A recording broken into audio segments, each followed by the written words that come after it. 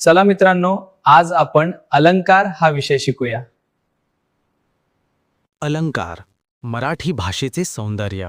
दागिने जसे माणसाचे सौंदर्य वाढवतात, तसेच अलंकार भाषेचे सौंदर्य वाढवतात। हे भाषा अधिक प्रभावी आणि आकर्षक बनवतात। 1. शब्दालंकार, ज्यांत विशिष्ट शब्दांमुळे भाषेला सौंदर्य प्राप्त होते। 2. अर्थालंकार, ज्यांत वाक्यातील अर्थामुळे भाषेला सौंदर्य प्राप्त होते। काही प्रमुख अर्थालंकार आणि ओळखण्याच्या खुणा। उपमा अलंकार, दोन वस्तूंची सारखेपणा दाखवण्यासाठी जसे सारखा, प्रमाणे, तसा, उदाहा असे शब्द वापरले जातात। आईचे प्रेम अमृतासारखे गोड असते। उत्प्रेक्षा अलंकार, एक वस्तू म्हणजे जणू काही दुसरीच वस्तू आहे असे वर्णन असते। जणू, गण, वाटे, भासे हे शब्द वापरले जातात।